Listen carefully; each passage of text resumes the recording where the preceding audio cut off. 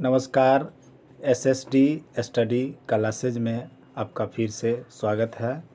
आज हम बिहार में चंपारण सत्याग्रह 1917 के बारे में पढ़ेंगे, जो कि बहुत ही महत्वपूर्ण अध्याय है। इससे बीपीएससी या बिहार एसआई या बिहार एसएससी कम से कम एक क्वेश्चन ज़रूर पूछता है। तो आइए इसका डिस्कशन करते हैं। बिहार में चंपारण सत्याग्रह 1917, इसका प्रारंभ 15 अप्रैल 1917 ईस्वी को हुआ था। बहुत ही इम्पोर्टेंट है, इसे आप ज़रूर याद रखें। यह बेतिया राज्य का भाग था जो नील की खेती के लिए प्रसिद्ध था। इसमें 20 कट्ठा में 3 कट्ठा की खेती करना अनिवार्य था, जिसे 3 कट्ठिया पद्धति कहते हैं। चंपारण में किसानों की स्थिति। चंपारण में 3 कट्ठिया पद्धति था, जिसे 3/20 भाग कहा जाता है।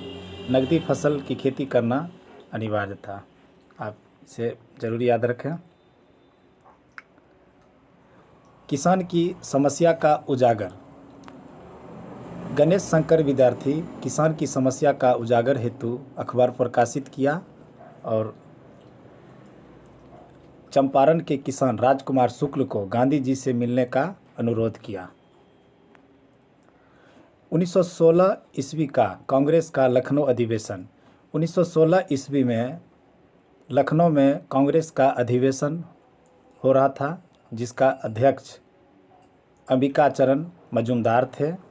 उसमें बिहार से एकमात्र किसान नेता राजकुमार शुक्ल भाग लिए थे।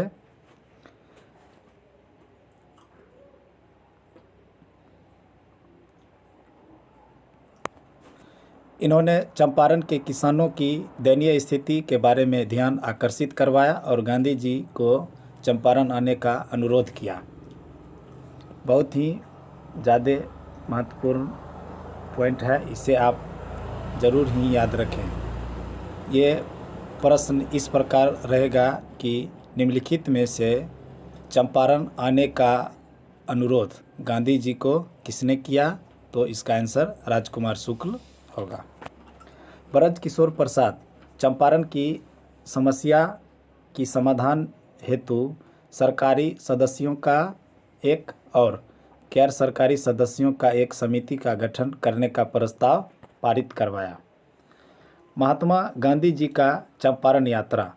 9 अप्रैल 1917 ईस्वी को महात्मा गांधी जी राजकुमार शुक्ल के साथ पटना पहुँचे। 11 अप्रैल 1917 ईस्वी में गांधी जी मुजफ्फरपुर पहुँचे और 15 अप्रैल 1917 ईस्वी को गांधी जी चंपारण पहुँचे और आंदोलन प्रारंभ किए और चंपारण के विभिन्न क्षेत्रों का दौरा किए। गांधी जी के सहयोगी।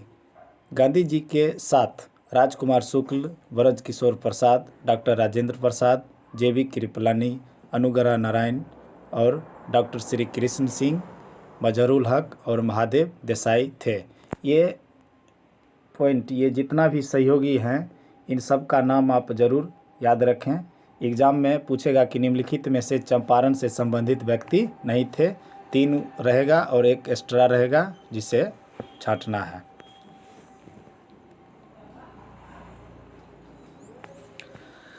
महात्मा गांधी जी पर मुकदमा।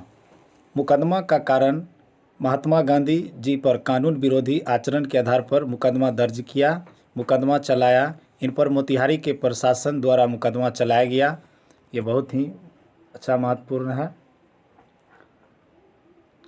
मुकदमा का परिणाम।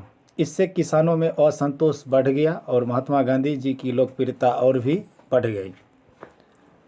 अंग्रेज और महात्मा गांधी जी के बीच वार्ता। महात्मा गांधी जी की लोकप्रियता बढ़ रही थी, जिसके कारण बिहार का उपराज्यपाल एडवर्ड गेट, ये एडवर्ड गेट आप ज़रूर याद रखें। एडवर्ड गेट, ये बीपीएससी लगभग 20 से 25 बार ये पूछा होगा कि चंपारण सत्याग्रह के दौरान बिहार का उपराज्यपाल कौन था? तो इसका आंसर एडवर्ड गेट होगा। एडवर्ड गेट ने महात्मा गांधी जी से वार्ता यानी बात करने के लिए मिलने बुलाया और दोनों के बीच वार्ता हुई और वार्ता का मुख्य बिंदु इस प्रकार है। किसानों की समस्या की जांच हेतु महात्मा गांधी जी ने एक समिति का गठन का प्रस्ताव रखा। एडवर्ड गेट ने समिति का गठन हेतु आदेश दिया और एग्रेरियन समिति का गठन हुआ। चंपारण एग्रेरियन समिति, इसका गठन 10 जून 1917 ईस्वी को हुआ था। इसका अध्यक्ष FG सलाई था।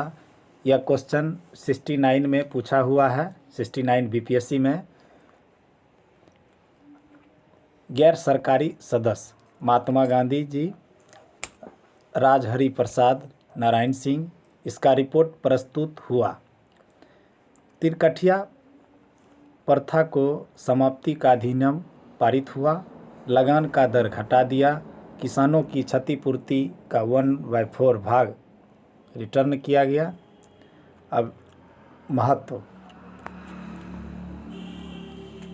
यह महात्मा गांधी जी का भारत में प्रथम सत्याग्रह आंदोलन था। इस आंदोलन की सफलता से रविन्द्रनाथ टैगोर ने महात्मा गांधी जी को महात्मा की उपाधि दिया था। आप जरूर याद रखें ये पॉइंट, ये दोनों पॉइंट आप जरूर याद रखें। इस आंदोलन के सफलता से राजकुमार शुक्ल ने महात्मा गांधी जी को बापू की उपाधि दिया था। ये भी पॉइंट आप याद रखें। यह भारत का महात्मा गांधी जी के नेतृत्व में प्रथम किसान आंदोलन था। इस प्रकार बिहार में चंपारण सत्याग्रह का मैंने संपूर्ण डिस्कशन कर दिया। यह प्रॉपर रूप से BPSC के लिए ज़्यादा महत्वपूर्ण है। इसे आप ज़रूर याद रखें।